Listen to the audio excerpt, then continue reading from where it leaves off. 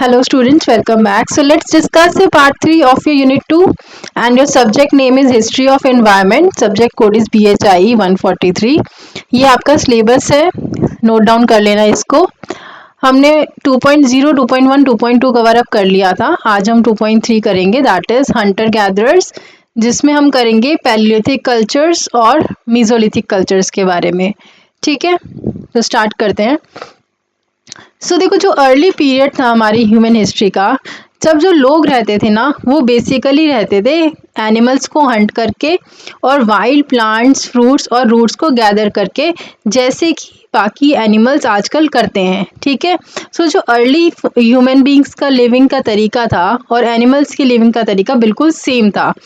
इसी way of living को हम हंटिंग और गैदरिंग बोलते हैं, और ये first stage of human social evolution consider किया जाता है। ये जो स्टेज था ना, ये बहुत ही लंबे समय तक लास्ट किया था, much longer than later stages, जैसे कि फार्मिंग और इंडस्ट्रियल सोसाइटीज़ भी आए थे बाद में। लेकिन उससे बहुत ज़्यादा लंबे समय तक ये जो हंटिंग और गैदरिंग वाला फेज था ना, वो लास्ट किया था। और जो हमारी most of the human history है ना, उसमें जो ह्यूमन बींग्स थे, उन्होंने अपनी लाइफ को एज अ हंटर और गैदरर स्पेंड किया था। और जो लेटर स्टेजेस, जब उन्होंने एग्रीकल्चर सीखा था और इंडस्ट्रीज़ वगैरह बनानी सीखी, वो तो एक बहुत ही स्मॉल पार्ट था टाइम का। हंटर और गैदरर्स जो हैं, वो कभी भी सेम तरीके से हर जगह पर नहीं रहते थे। उनके भी जो रीजनल डिफरेंसेस थे, जैसे कि कुछ ग्रुप्स जो थे वो ओपन एरियाज में रहते थे, प्लेन्स में, फॉरेस्ट में, और कुछ जो ग्रुप्स थे वो केव्स और रॉक शेल्टर्स में रहते थे। जो केव्स और रॉक शेल्टर्स में वो क्यों रहते थे? क्योंकि वो उन्हें सर्दी, गर्मी, बारिश, इन सब चीज़ों से बचाती थी और एनिमल से बचाती थी। देखो, हंटर और गैदरर्स को लिखना नहीं आता था, तो हिस्टोरियंस इनको स्टडी कैसे करते थे? इनको पता कैसे चला कि हंटर और गैदरर्स कैसे रहते थे, क्या था? तो वो बेसिकली पता चला हमें, जो हमें आर्कियोलॉजिकल एविडेंस मिला था उससे। उसमें से भी सबसे इम्पॉर्टेंट आर्कियोलॉजिकल एविडेंस जो मिला था हमें, वो है जो ये लोग स्टोन टूल्स यूज़ करते थे हंटिंग, गैदरिंग, हंटिंग के लिए, कटिंग के लिए और डेली एक्टिविटीज़ के लिए, वहाँ से हमें पता चला। ठीक है, जो ये स्टोन टूल्स यूज़ करते थे, उससे हमें क्या पता चलता है कि ये लोग जो हैं different type of stones use करते थे टूल्स को बनाने के लिए। जब ये टूल्स बनाते थे ना, तो इनको बनाने के लिए स्किल की, प्लानिंग की और रिपीटेड एफर्ट की रिक्वायरमेंट थी, ना कि सिर्फ एक रैंडम एक्शन था स्टोन टूल्स बनाना। ठीक है, इसमें भी प्रॉपर प्लानिंग, स्किल्स और रिपीटेड एफर्ट्स लगते थे। हम जब इन स्टोन टूल्स को पढ़ रहे थे, तब हमें ये समझ में आया कि उस टाइम में भी कोई ना कोई छोटी मोटी टेक्नोलॉजी यूज़ होती थी। ऐसा नहीं कंप्यूटर वाली टेक्नोलॉजी, पर उस टाइम में जो उनकी टेक्नोलॉजी अपनी थी वो अलग थी। उनका लाइफस्टाइल और अर्ली ह्यूमंस की इंटेलिजेंस बहुत ज़्यादा थी। ये सब हमें वहाँ से पता चला स्टोन टूल्स के थ्रू। फिर है पैलियोलिथिक स्टोन एज कल्चर।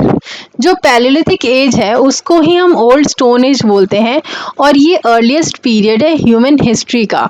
ये जो टर्म पैलियोलिथिक है, सबसे पहली बार इंट्रोड्यूस की गई थी आर्कियोलॉजिस्ट जॉन लबर्क ने। 1865 ने इसको इंट्रोड्यूस किया था फर्स्ट टाइम। ये बेसिकली पैलियोलिथिक का मतलब क्या होता है? ये उस टाइम पीरियड को दर्शाता है जब ह्यूमन बींग्स ने सबसे पहली बार स्टोन टूल्स को बनाना शुरू करा था और यूज़ करना शुरू करा था। ये जो टॉपिक है हमारा पैलियोलिथिक स्टोन एज कल्चर, इसमें बायोलॉजिकल एवोल्यूशन ऑफ ह्यूमंस को डिस्कस नहीं किया गया है डिटेल में। हाउएवर, हमें ये समझना ज़रूरी है कि जो ह्यूमन डेवलपमेंट है वो ज़्यादातर बायोलॉजिकल ही थी। एट दैट टाइम जो हमारी इन्वायरमेंटल चेंजेस थे, और जैसे कि क्लाइमेट में चेंज होना और अवेलेबिलिटी ऑफ नेचुरल रिसोर्सेज, जैसे कि एनिमल्स की अवेलेबिलिटी, स्टोन्स की अवेलेबिलिटी, इन दोनों चीज़ों ने बहुत ही क्रूशियल रोल प्ले किया था ह्यूमन लाइफ को शेप करने में। अर्ली जो आर्कियोलॉजिस्ट थे, इन्होंने लोअर पैलियोलिथिक पीरियड को डेट कैसे किया, मतलब इनको पता कैसे चला कि ये इतने पुराने हैं? वो ऐसे पता चला कि जब इन्होंने जो मिट्टी, जो सॉइल थी, उसकी लेयर्स को पढ़ना शुरू करा। ठीक है, जो रिवर बैंक के अक्रॉस मिट्टी पाई जाती थी ना, उसकी लेयर्स में बहुत सारे स्टोन टूल्स मिले थे आर्कियोलॉजिस्ट को। उन स्टोन टूल्स को पढ़ के, मतलब उन स्टोन टूल्स को जो है ये लोग समझ के, मतलब वो करके, तब उनको पता चला कि ये कितने पुराने हैं या फिर कितने नए हैं। ठीक है, तो कौन सी मॉडर्न टेक्नोलॉजी थी, जैसे कि paleomagnetism, potassium argon dating, electron spin resolution, इन सब टेक्नोलॉजी को यूज़ करके पता चला कि ये जो स्टोन टूल्स थे वो कितने पुराने थे। तो हमें जब इन स्टोन टूल्स को हमने देख लिया तब हमें पता चला, इनको स्टडी करके पता चला कि जो हमारी लोअर पैलियोलिथिक एज है ना, वो more than 1 million year ago पुरानी है। ठीक है, मतलब 1 मिलियन साल पुरानी है। सो अर्ली रिसर्च में जो स्कॉलर्स थे वो बेसिकली जो फोकस करते थे ना, वो सिर्फ इसी चीज़ पे फोकस करते थे कि भाई स्टोन टूल्स को कलेक्ट कर लिया और क्लासीफाई कर लिया, पर उनका मेन फोकस ये नहीं होता था कि भाई डेली लाइफ कैसी थी अर्ली ह्यूमन बींग्स की, वो समझना। सो पैलियोलिथिक कल्चर जो है ना, वो 3 फेजेस में डिवाइडेड है।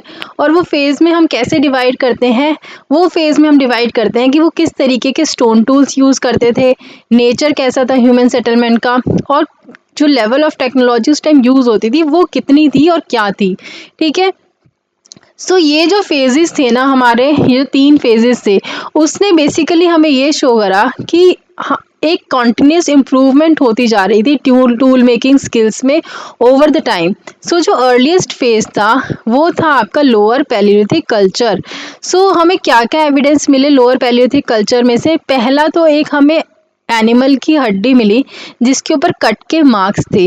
वो बेसिकली हमें क्या शो करता था कि अर्ली ह्यूमन बींग्स जो पत्थर के टूल्स को यूज़ करते थे मीट को कट करने के लिए। देन कुछ बोन्स हमें मिली थी, कहाँ पर, ऑस्ट्रेलोपिथेकस गर्ही के रिमेन्स के पास में, जो अर्ली ह्यूमन स्पीशीज़ थे हमारे, उनके रिमेन्स के आसपास हमें कुछ बोन्स मिली थी। तो वहाँ से भी हमें पता चला था कि जो एविडेंस मिला था इस लोअर पैलियोलिथिक कल्चर का। देन जो अर्ली स्टोन टूल्स थे, जैसे कि हम कौन कौन से यूज़ करते थे उस टाइम पे, चॉपर्स और चॉपिंग टूल्स, वो डिस्कवर हुए थे ओल्डुवाई जॉर्ज तंजानिया में। कहाँ पर हमें मिले थे, जो चॉपर्स और चॉपिंग टूल्स थे वो हमें मिले थे ओल्डुवाई जॉर्ज इन तंजानिया। ये टूल्स जो थे वो सिंपल स्टोन से बने होते थे, ठीक है, जिनको बाद में तोड़ा जाता था और चिप किया जाता था शार्प एजेस बनाने के लिए। और इन्हीं स्टोन टूल्स को क्या बोला जाता है, ओल्डोवन टूल्स। ओल्डोवन टूल्स क्यों बोला जाता है इनको, क्योंकि सबसे पहले ये कहाँ पर मिले थे, ओल्डुवाई जॉर्ज तंजानिया में, इसलिए वहाँ से नाम पड़ गया ओल्डोवन टूल्स। फिर आगे आ जाओ, जैसे जैसे हमारे ह्यूमन बींग्स ज़्यादा स्किल्ड होने लग गए टूल्स बनाने में, तब एक मेजर इम्प्रूवमेंट आया था टूल मेकिंग टेक्निक में। So one of the important development वो जो हुई थी वो हुआ था जब इन्होंने स्टोन फ्लेक्स को बनाना शुरू कर दिया था। स्टोन फ्लेक्स मतलब जैसे कि ये एक बड़ा सा पत्थर है, यहाँ से इस तरीके से जब इन्होंने ये सीख लिया था कि ये ऐसे चिप कैसे करते हैं स्टोन को, फ्लेक्स कैसे बनाते हैं, ठीक है। सो जब इन्होंने स्टोन फ्लेक्स बनाने शुरू कर दिए ना, सीख लिए, तब इन्होंने बनाया हैंड एक्स, जो स्पेशल टूल था हैंड एक्स। तो इसी टेक्नोलॉजी को जब उन्होंने हैंड एक्स बनाया, स्टोन फ्लेक्स बनाने सीख लिए, इस टेक्नोलॉजी को हम क्या बोलते हैं, एक्यूलियन टेक्नोलॉजी। और जो मेनली यूज़ होती थी होमो इरेक्टस के द्वारा, उस टाइम में जो ह्यूमन बींग्स प्रेजेंट होते थे हम उनको होमो इरेक्टस बोलते हैं, ठीक है। सो हैंड एक्स जो था वो एक मल्टीपर्पज़ टूल था जो यूज़ होता था कटिंग के लिए, चॉपिंग के लिए और फूड प्रोसेसिंग के लिए, प्लस इसको एज अ वेपन भी वो लोग यूज़ करते थे हंटिंग के लिए, और अपने सेल्फ डिफेंस के लिए भी इसको रखते थे। अपार्ट फ्रॉम हैंड एक्स जो हमारे ह्यूमन बींग्स थे उन्होंने और भी टूल्स बनाए, जैसे कि क्लीवर्स, स्क्रैपर्स, साइड स्क्रैपर्स। और ये जो टूल्स थे ना, ये सब टूल्स मिलके क्या बना दिया, एक एडवांस स्पेशलाइज्ड टूल किट बना दी थी उन लोगों के लिए। सो उस टाइम पीरियड में ह्यूमन बींग्स ने मीट ज़्यादा खाना शुरू करा। क्यों खाना शुरू करा, क्योंकि टूल्स बनाने शुरू कर दिए थे, तो टूल्स बन गए तो हंट करना इजी हो जाता था। हंटिंग ज़्यादा हुई तो मीट कंजम्पशन ज़्यादा हो गई।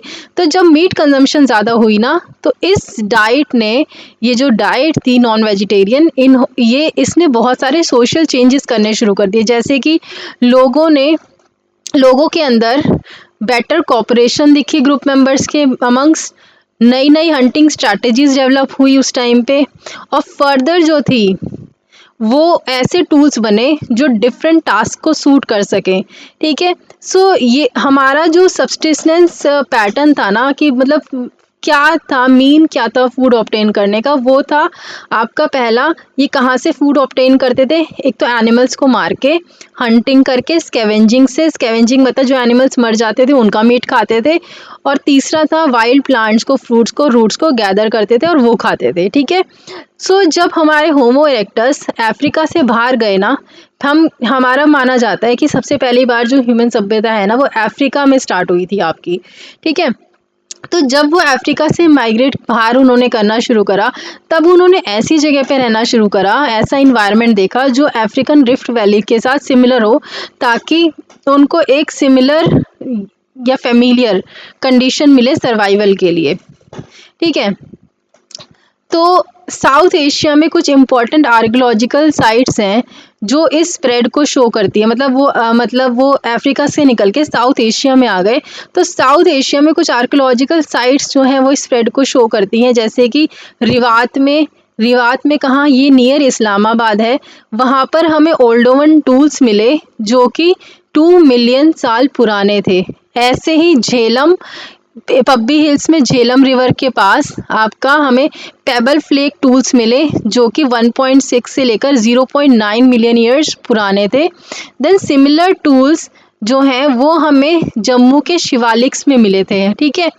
अगर हम बात करें इंडिया की, तो हम देख सकते हैं कि जो इंडिया में एक्यूलियन टूल साइट्स थी ना, वो डिफरेंट टाइप ऑफ लैंडस्केप्स में मिलती थी हमें।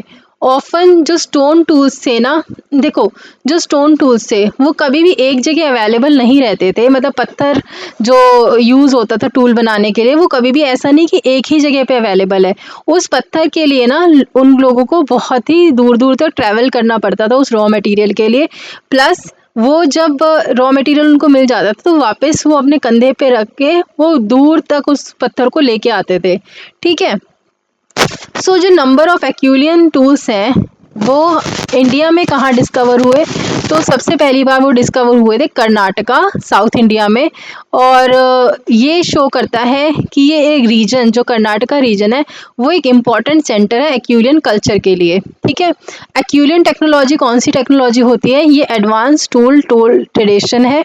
मेन टूल इसमें क्या है, हैंड एक्स, ये एसोसिएटेड किससे, होमो इरेक्टस से। डाइट में मीट इंक्लूड हुई थी, जब इन्होंने हंटिंग सीख ली थी तो टूल्स बना लिए थे, तो हंटिंग ज़्यादा हो गई थी, मीट कंजम्पशन ज़्यादा हो गई थी, जिसकी वजह से सोशल और टेक्नोलॉजिकल चेंजेस देखने को मिले थे। एविडेंस हमें कहाँ मिलते हैं इसके, अफ्रीका, पाकिस्तान और इंडिया। कर्नाटका मेजर एक्यूलियन साइट है इंडिया में, ठीक है। यहाँ तक हो गया, आगे चलते हैं।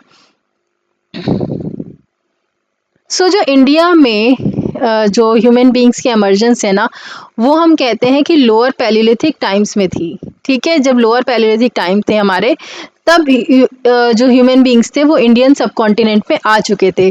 तो उस टाइम पीरियड में हमारे पास 2 स्टोन टूल मेकिंग टेक्निक्स थी।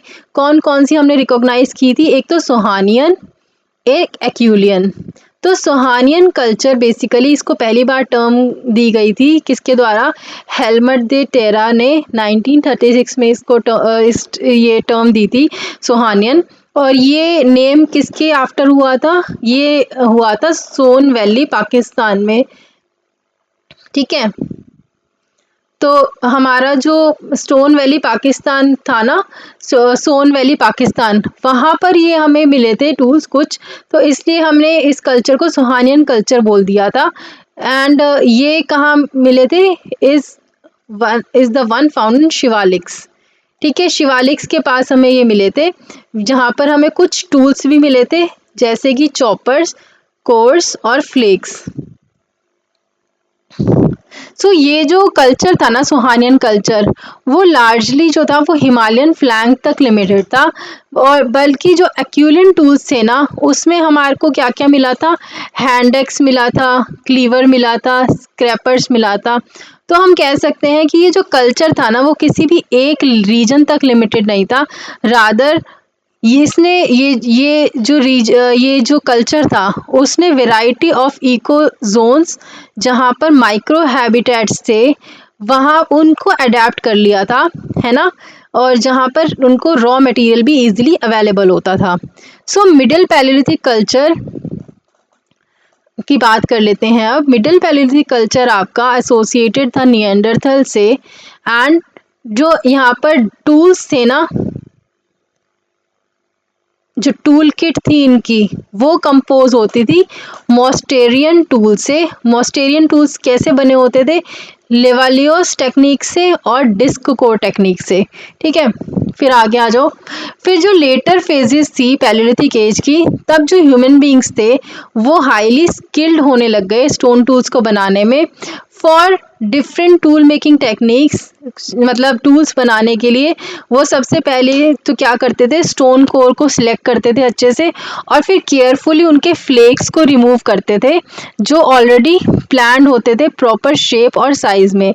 इसने क्या दिखाया कि जो ह्यूमन बींग्स की जो प्लानिंग एबिलिटी थी वो बहुत अच्छी थी, प्रिसाइज थे और उनके पास भी टेक्निकल नॉलेज थी। उस टाइम पे ना, मतलब इस ये जो लेटर पैलियोलिथिक एज है, इस टाइम पे ह्यूमन बींग्स ने कंपोजिट टूल्स को भी यूज़ करना शुरू कर दिया था और बनाना शुरू कर दिया था।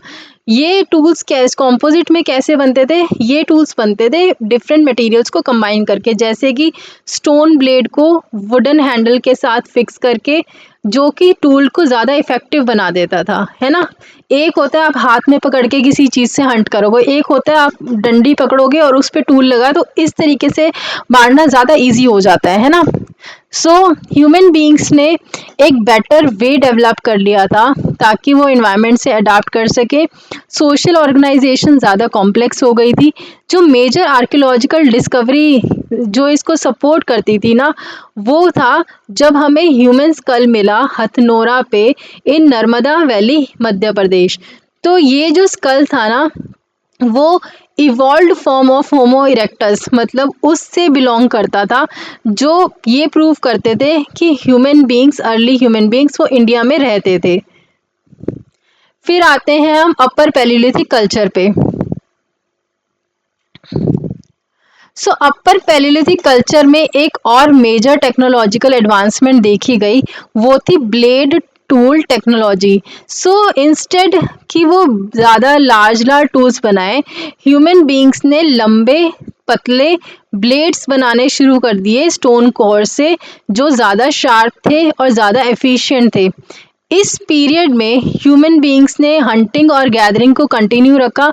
अब जब जो हमारे टूल्स लंबे हो गए, थिन हो गए, तो फिशिंग करना ज़्यादा इजी हो गया। ठीक है, तो फिशिंग जो था ना, वो एक इम्पॉर्टेंट एक्टिविटी बन गया, स्पेशली जो यूरोप का एरिया है उसमें। सो जो अर्ली मॉडर्न ह्यूमंस थे, जिनको हम क्रो मैग्नन्स बोलते हैं, इनका जो लाइफस्टाइल था वो एडवांस हो गया। ठीक है, many human groups across the world started living in complex settlements and express themselves through art, specially cave paintings. जो बहुत सारे ह्यूमन ग्रुप्स थे ना, उन्होंने across the world complex settlements में रहना शुरू कर दिया, प्लस उन्होंने अपने आप को एक्सप्रेस करना शुरू करा आर्ट के माध्यम से। स्पेशली जब वो केव्स में रहते थे तो वहाँ पेंटिंग्स वगैरह बनाते थे, उससे उन्होंने अपने आप को एक्सप्रेस करना शुरू करा। तो एच ब्रूइल के अकॉर्डिंग, जैसे कि फगान 2014 में मेंशन था, केव पेंटिंग जो थी ना, कुछ लोग कहते हैं कि जो केव पेंटिंग थी वो एक रिचुअल का पार्ट था जो इंश्योर करता था उनकी हंटिंग में सक्सेस को बेसिकली। ठीक है, जब वो हंटिंग करके आते थे और उनको हंट करके के बाद एनिमल मिल जाता था, तो उस सक्सेस को वो सेलिब्रेट करते थे केव्स में पेंटिंग्स बना के, ऐसा हिस्टोरियंस कहते हैं। ठीक है, तो हिस्टोरियंस ना इस पैलियोलिथिक आर्ट को डिफरेंट डिफरेंट तरीके से जो है इंटरप्रेट करते हैं। कुछ कहते हैं कि ये जो केव पेंटिंग थी वो रिचुअलिस्टिक थी और फंक्शनल थी, कि जब वो हंट करके आते थे और उसको सेलिब्रेट करते थे वो। और कुछ लोग कहते हैं कि ये बस आर्टिस्टिक थी और एस्थेटिक एक्सप्रेशन थी। ठीक है, तो क्लियर किसी को पता नहीं चल पाया है, ये अभी भी डाउट है कि ऐसा भी हो सकता है और ऐसा भी हो सकता है। तो स्टोन टूल्स की इम्पोर्टेंस क्या है? देखो, स्टोन जो थे ना वो बहुत ही इजी अवेलेबल थे और यूज़फुल नेचुरल रिसोर्स था अर्ली ह्यूमन बींग्स के लिए। जो स्टोन थे ना वो स्ट्रॉन्ग थे और डीके नहीं होते थे, वो मिलियन ऑफ ईयर्स तक सरवाइव करते थे और वैल्यूएबल एविडेंस उन्होंने प्रोवाइड किया है हंटर गैदर लाइफ के बारे में। ऑल्दो हमें एग्जैक्ट टाइम तो नहीं पता कि भाई ह्यूमन बींग्स कब उनको सबसे पहली बार समझ आई थी कि भाई टूल्स को किस तरीके से, स्टोन्स को यूज़ करना है टूल्स बनाने के लिए। बट हमें ये पता है कि उनके टूल्स में क्या क्या थे। हैंड एक्स वो बनाते थे, क्लीवर्स बनाते थे और चॉपिंग टूल्स बनाते थे। ठीक है, सो वो लोग डिफरेंट डिफरेंट स्टोन्स को भी यूज़ करते थे अपने टूल्स बनाने के लिए, जैसे कि सैंडस्टोन, क्वार्ट्जाइट, शेल्स और अदर लोकल स्टोन्स, इन सब चीज़ों का यूज़ करते थे वो अपने टूल्स को बनाने के लिए। सो ये लोग डिफरेंट टूल मेकिंग प्रैक्टिसेस भी फॉलो करते थे, डिफरेंट मेथड्स यूज़ करते थे ये लोग टूल्स को शेप करने के लिए। और ये जो ब्रोकन या फिर वेस्टेड स्टोन होता था ना, उसको ये रीयूज़ करते थे और रीशेप करते थे। ठीक है, रीशेप करके वापस से उसको रीयूज़ करते थे, कि उससे क्या पता चलता है कि उनको समझ थी एनर्जी कंजर्वेशन की। एनर्जी कंजर्वेशन नहीं, मतलब उनको भी समझ थी कि कंजर्व कैसे करते हैं और एफिशिएंसी कैसे बढ़ाई जाती है किसी चीज़ की। सो इसमें से हम शॉर्ट नोट्स देख लेते हैं। जो प्लांट फ्लेक रिमूवल था, ये क्या शो करता है कि उस टाइम में लोगों की एडवांस थिंकिंग थी। कंपोजिट टूल्स में कंबाइन करता है स्टोन विद वुड और बोन। ठीक है, मतलब या तो बोन के ये वुड का बना होता था या बोन का, और इससे हमारा जो था ये पत्थर अटैच होता था। ठीक है, burials show early beliefs and rituals. जो बरियल्स से वो शो करता था कि उस टाइम में भी लोग रिचुअल्स या किसी बिलीफ को मानते थे। देन अपर पैलियोलिथिक में ब्लेड टेक्नोलॉजी यूज़ होती थी और केव आर्ट यूज़ होती थी। स्टोन टूल्स जो थे वो मेजर या फिर कहते हैं मेन एविडेंस थे अर्ली ह्यूमन लाइफ के। ब्रोकन टूल्स को भी दोबारा से रीयूज़ किया जाता था, उनको वेस्ट नहीं किया जाता था। ठीक है, जो टूल्स बेकार हो जाते थे उसको भी वो रीशेप करके रीयूज़ करते थे दोबारा से। देन इंडिया में जो दो टूल मेकिंग टेक्निक्स जो थी वो मेजर थी, कौन कौन सी? एक तो सोहानियन कल्चर ट्रेडिशन की और एक हैंड एक्स क्लीवर की। तो सोहानियन कल्चरल ट्रेडिशन में चॉपर और चॉपिंग टूल ट्रेडिशंस थे, और जो हैंड एक्स क्लीवर या फिर बाईफेस असेंबलेज से, इसमें एक्यूलियन कल्चरल ट्रेडिशन के टूल्स शामिल थे। ठीक है, सो टूल मेकिंग साइट्स बहुत सारी early stone tool making sites हमारे इंडियन सब कॉन्टिनेंट में मिलती हैं या फिर सब कॉन्टिनेंट में देखी जाती हैं। कौन कौन सी? पहली तो Attirampakkam and Gudiyam caves, Gundla Brahmeswaram region, Pennar valley Tamil Nadu, Narmada valley central India, Nevasa in Godavari valley Maharashtra और सोन वैली पाकिस्तान। फिर हम आते हैं मीजोलिथिक कल्चर की तरफ। ठीक है, 2.3.2। सो जो टर्म है मीजोलिथिक, उसका मतलब होता है मिडल स्टोन एज। ये उस टाइम पीरियड को रेफर करता है जो time period human pre history का था, बिटवीन पैलियोलिथिक और नियोलिथिक। ठीक है, सो पैलियोलिथिक और नियोलिथिक के बीच का टाइम पीरियड क्या कहलाता था आपका? मीजोलिथिक। सो जैसे जैसे आइस एज का एंड हुआ और वेदर जो है ज़्यादा गर्म होना शुरू हुआ, तब हमने क्या देखा? जो सी लेवल है ना वो इंक्रीज़ हो रहा है। तो सी लेवल जो है वो इंक्रीज़ होना शुरू हुआ, और हमने क्या देखा कि जो टूल्स का साइज़ था ना वो छोटा होना शुरू हो गया था इस टाइम पीरियड में। जो ह्यूमन बींग्स ने टूल्स बनाने शुरू करे थे ना, उनका साइज़ छोटा होने लग गया था।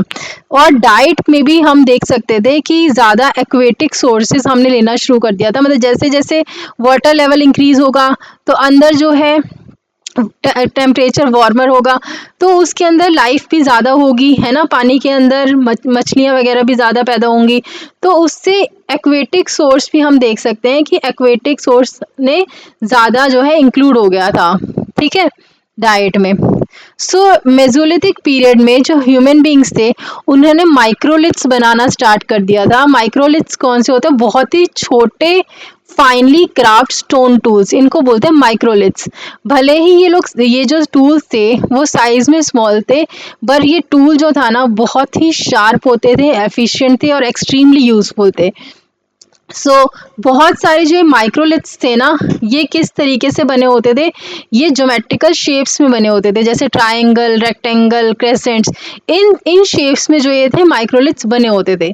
अगर हम अपर पैलियोलिथिक पीरियड से कंपेयर करें तो मीजोलिथिक पीरियड में जो है ह्यूमन बींग्स कहाँ रहने लग गए, रिवर बैंक्स के अक्रॉस रहने लग गए डेंसली। ठीक है, जो रिवर बैंक था वो डेंसली पॉपुलेटेड होने लग गया ह्यूमन बींग से, क्योंकि रिवर जो है वही जो है वो वाटर भी प्रोवाइड करती थी उनको और फूड भी प्रोवाइड करती थी। फूड में फिश वगैरह हो गए, एनिमल्स हो गए, वो प्रोवाइड करती थी और रॉ मटेरियल रिवर प्रोवाइड करती थी। तो इसीलिए जो ह्यूमन बींग्स की सेटलमेंट थी ना वो रिवर के अक्रॉस ज़्यादा हो गई थी as compare to upper palaeolithic period. Upper palaeolithic period में क्या था, हंटर गैदरर से मूव करते थे, केव्स में रहते थे, पर कोई ठीक है, पर यहाँ पर देखा कि एक परमानेंट सेटलमेंट टाइप होने लग गई थी, मतलब परमानेंट भी कह सकते हैं कि काइंड ऑफ परमानेंट एक सेटलमेंट देखने को मिलने लग गई थी। ठीक है, देन जब वो रिवर के अक्रॉस रहना शुरू करा ना तो उससे इनको एंकरेजमेंट मिली कि ज़्यादा सेटल्ड लाइफ हो गई इनकी, और या फिर हम कह सकते हैं सेमी सेडेंट्री लाइफस्टाइल ये जीने लग गए कि रादर देन कांस्टेंट मूविंग कि हमेशा चलते ही रह रहे हैं फूड और फूड की तलाश में, ये लोग एक जगह सेटल होना इन्होंने सीख लिया था। एज अ रिज़ल्ट जो डिफरेंट रीजनल कल्चर्स हैं ना वो डेवलप हो गए थे various part of the world में। दिस शोज़ कि जो कल्चरल चेंज है वो ह्यूमन हिस्ट्री में इस फेज में, कौन से फेज में, मीजोलिथिक पीरियड में कल्चरल चेंज जो है वो देखा गया था। अब साउथ इंडिया में जो माइक्रोलिथ स्टूल हैं वो कब आने शुरू हो गए थे, it began around 35,000 years ago. South India में माइक्रोलिथ स्टूल जो हैं वो 35,000 ईयर्स एगो जो हैं वो हमें मिलने शुरू हुए, तब वो मिले। ठीक है, तब वो बने। Archaeological sites with microliths were found across wider area from eastern India to deep south.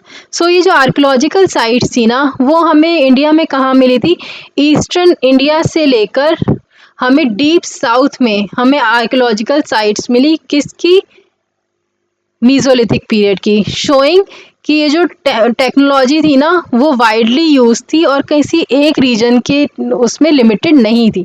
ठीक है, तो हमें ईस्टर्न इंडिया से लेकर डीप साउथ में माइक्रोलिथ टूल मिले हमें। So changing in hunting and cultural life, देखो हम इवन दो जो ह्यूमन बींग्स थे ना उस टाइम में भी हंटर और गैदरर्स थे, पर जो चेंज था ना वो बहुत ही मेजर था जो हंटिंग मेथड्स में आया था। हंटिंग अब ज़्यादा ऑर्गेनाइज्ड हो गई थी और कोऑपरेटिव हो गई थी। वो कैसे, जो important evidence of this change comes from rock art of mesolithic period. So जो ये इम्पॉर्टेंट एविडेंस है ना इसका वो हमें मिला रॉक आर्ट से जो मेसोलिथिक पीरियड में थी।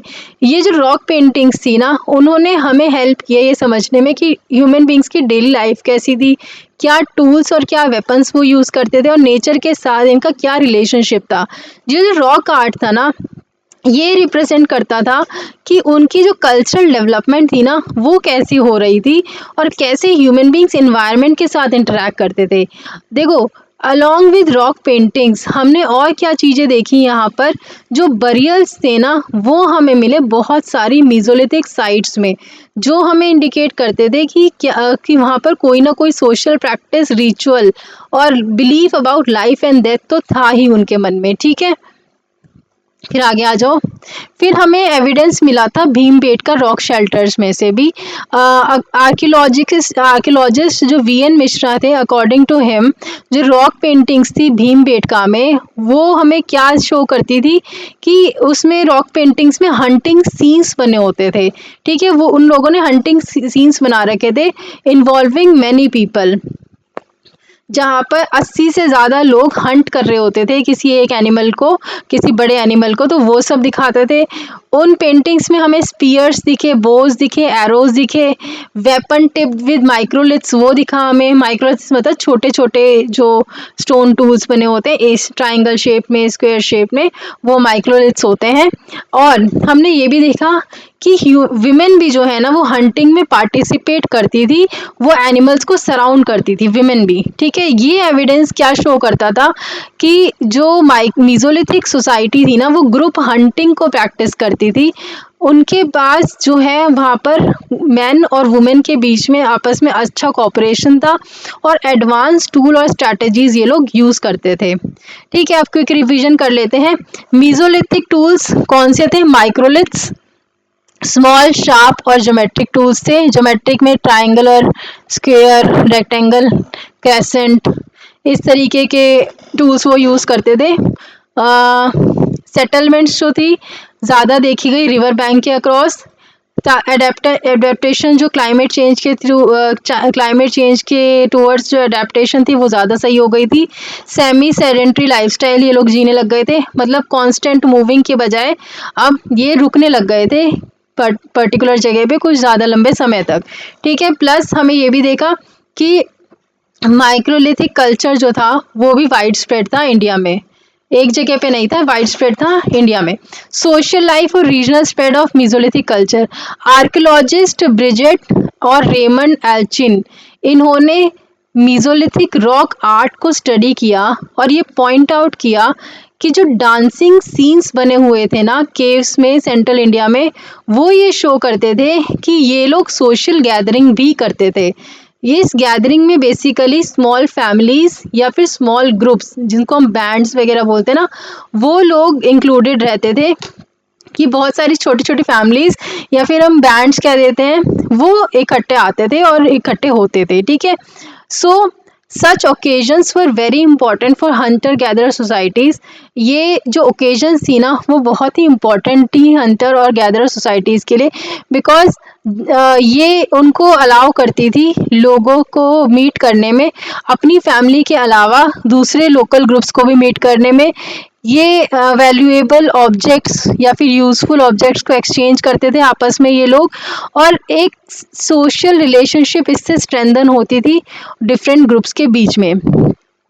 सो ये हमें शो करता है कि जो मीजोलिथिक सोसाइटीज थी ना ये आइसोलेटेड नहीं थी, इंस्टेड इनका जो वाइड सोशल नेटवर्क था वो बहुत ही बड़ा था और कम्युनिटी इंटरेक्शन ज़्यादा होती थी इनके में।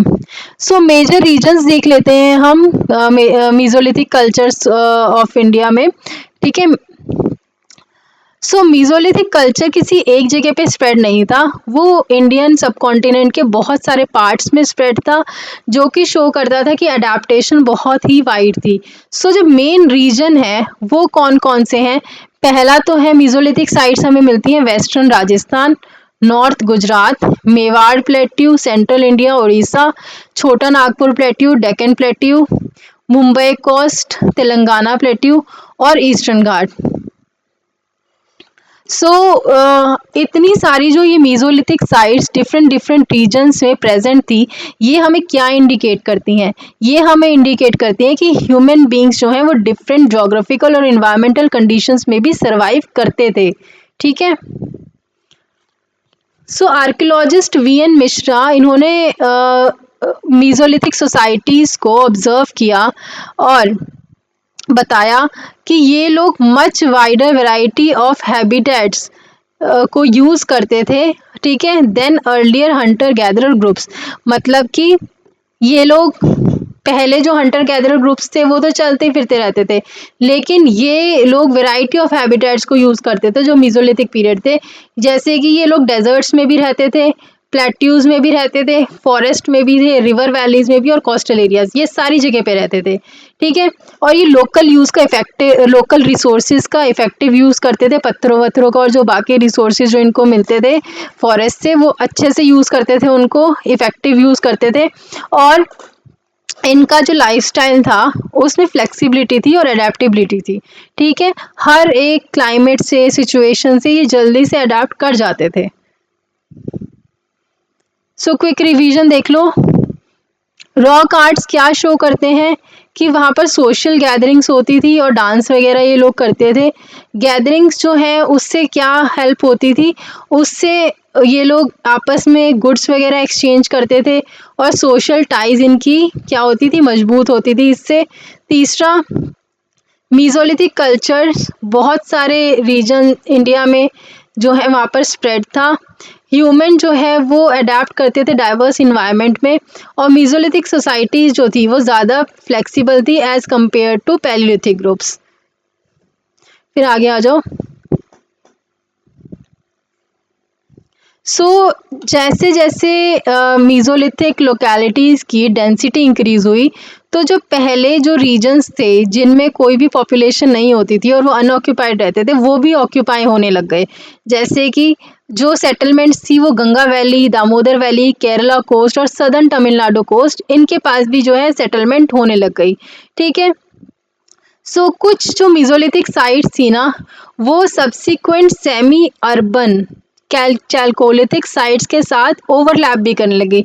फॉर इंस्टेंस देख लो, फॉर एग्जांपल जो राजस्थान में बागौर साइट थी ना, ये कहाँ पर सिचुएटेड है? East of Aravalli hills. ठीक है। तो इन्होंने अपने एपेरेंट को, ठीक है, मतलब इन्होंने बेसिकली शिफ्ट कर लिया था पीरियड ऑफ टाइम में। मतलब ये पहले हंटिंग और गैदरिंग कम्युनिटीज हुआ करती थी, बट बाद में इन्होंने किस तरीके से शिफ्ट कर लिया था अपने आप को? Crop based agricultural practising communities. मतलब बाद में खेती करने लगी थी। पहले ही हंटर गैदरर्स हुआ करती थी, फिर ये जो बागौर, राजस्थान में ये जो बागौर साइट है ना, वहाँ पर ये क्या वहाँ पर क्या होता था? खेती होती थी। ठीक है। तो इस तरीके से इन्होंने अपने आप को शिफ्ट किया था बेसिकली। फिर आ जाओ mesolithic hunter fisher gatherers of Ganges valley. So mesolithic burial sites के बारे में बात कर लेते हैं। सेंट्रल गंगा वैली में सराय नाहरराय और महादहा, ये दो लार्जेस्ट और most important prehistoric mesolithic sites हैं जो सेंट्रल गंगा वैली में लोकेटेड हैं। आर्कियोलॉजिकल एक्सकेवेशंस इन साइट्स की जब हुई तो ये प्रूव हुआ, या फिर ये इन्होंने ये वैल्यूएबल इंफॉर्मेशन प्रोवाइड करी मीज़ोलिथिक लाइफ के बारे में। फ्रॉम दीज साइट्स जो आर्कियोलॉजिस्ट हैं उन्होंने माइक्रोलिथ स्टोन टूल्स डिस्कवर करे और ह्यूमन बरियल्स को डिस्कवर करा। सो बरियल ने इनको क्या दिखाया? जब हमने सराय नाहरराय और महादहा, इन दो जगह पे जब हमने बरियल देखे, तो सराय नाहरराय में जो बरियल से ना हमें क्या मिला? 11 ग्रेव्स मिली हमें, और इन ग्रेव्स में 14 इंडिविजुअल्स मिले हमें टोटल। ठीक है। महादहा में हमें 28 ग्रेव्स मिली, और इन ग्रेव्स में हमें क्या मिला? 30 इंडिविजुअल्स मिले। ग्रेव्स तो पता ही होगा ना क्या होती हैं? ग्रेव या कब्रिस्तान, कबर, ग्रेव होता है कबर।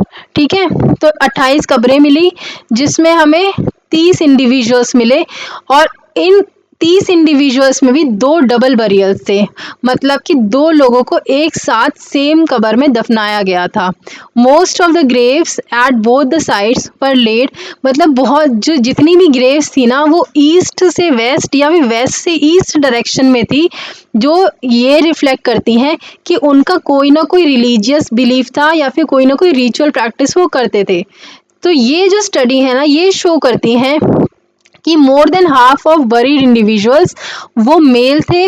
मतलब जो हमने ये जो स्टडीज़ हैं उन्होंने देखा कि बहुत सारे जो इन बरी जो इसमें कबर थी ना, बहुत उसमें जो लोग थे वो ज़्यादातर मेल थे। ठीक है। जिसकी वजह से हम ये कंक्लूड कर सकते हैं कि कोई सोशल स्ट्रक्चर या फिर जेंडर रोल्स मीज़ोलिथिक सोसाइटी में एग्जिस्ट करते थे। फिर social hierarchy and burial goods. तो जब वो लोग जब उनको बरी किया जाता था ना, दफनाया जाता था, तो साथ साथ उनके कुछ गुड्स भी रखे जाते थे, और वो भी हमने देखे जो साइट्स के वहाँ हमें मिले। तो इन ये दफनाने का, गुड्स साथ साथ दफनाने का क्या मतलब हो सकता है? ऑब्जेक्टिव क्या हो सकता है?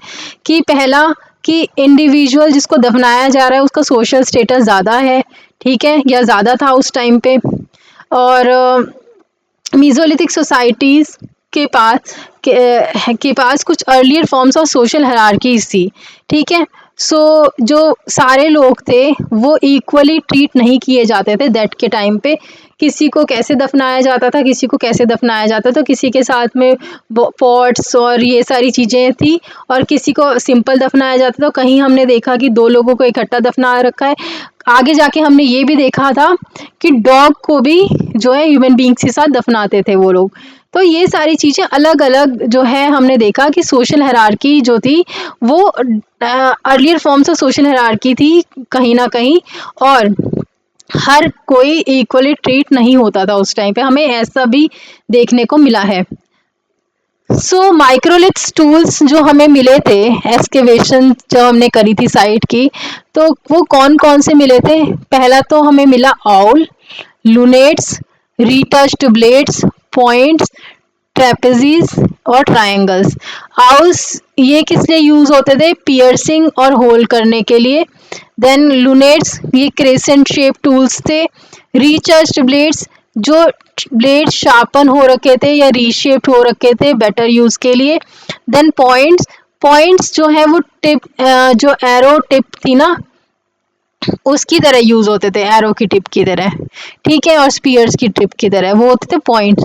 और ये जो ट्रेपेजीज थे ये ज्योमेट्रिकली शेप टूल्स थे, वो कैसे भी हो सकते हैं, ट्रायंगल, रेक्टेंगल, स्क्वायर, कैसे भी टूल्स होते थे ये। और ट्रायंगल ये स्मॉल ट्रायंगुलर टूल्स होते थे और ये कंपोजिट वेपन्स की तरह यूज होते थे, ठीक है। फिर इन ये जो टूल्स थे ना इनको वुडन या फिर बोन हैंडल्स में फिट किया जाता था और फिर इनको हंटिंग के लिए, फिशिंग के लिए और डेली एक्टिविटीज के लिए यूज किया जाता था। फिर आप आ जाओ आगे, exchange, migration and social life of Hunter gatherers. देखो, जो ये लोग स्टोन्स वगैरह यूज करते थे ना, माइक्रोलिथ्स जो ये यूज करते थे माइक्रोलिथ्स बनाने के लिए, ये दर्शाता था कि जो स्टोन था ना वो लोकली तो अवेलेबल रहता नहीं होगा। तो ये सजेस्ट करता है कि जो मीजोलिथिक पीपल थे ना वो एक एक्सचेंज और ट्रेड नेटवर्क का पार्ट थे। मतलब कि जो डिफरेंट ग्रुप्स थे ना वो रॉ मटेरियल्स को या फिर टूल्स को एक दूसरे के साथ एक्सचेंज करते थे। सो आर्कियोलॉजिकल एविडेंस ये शो करता है कि जो लो एल्टीट्यूड रीजन्स, जो वार्मर एरियाज थे, वहाँ पर जो लोग थे ना वो सीजनल माइग्रेशन को फॉलो करते थे और नोमैडिक लाइफस्टाइल्स को फॉलो करते थे। मतलब कि ये एक जगह से दूसरी जगह पे मूव करते थे डिपेंडिंग ऑन कि भाई अवेलेबिलिटी ऑफ फूड, मतलब क्लाइमेट, एनिमल मूवमेंट, ठीक है। मतलब ये एनिमल्स को चराने लेके जाते थे तो एक जगह से दूसरी जगह मूव करते थे, क्लाइमेट अगर खराब हो गया तो दूसरी जगह मूव कर जाते थे। ऐसे ही अगर एक जगह पे फूड खत्म हो जाता था तो वो दूसरी जगह मूव कर जाते थे, ठीक है।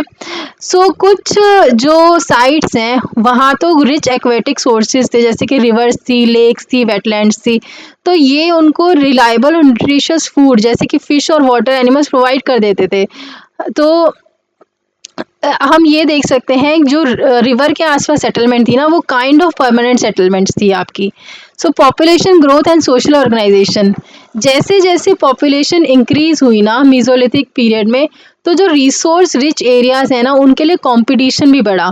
पावरफुल ग्रुप्स हो सकता है कि उन्होंने अपना क्लेम जो है जो अपना कंट्रोल है वो क्लेम करना शुरू कर दिया हो लैंड के ऊपर। एंड ये जो था ना हमें कैसे पता चलता है कि उन्होंने क्लेम जो उन्होंने कंट्रोल क्लेम किया होगा लैंड के ऊपर, वो हमें पता चलता है सिमेट्रीज और बरियल प्रैक्टिसेस के थ्रू।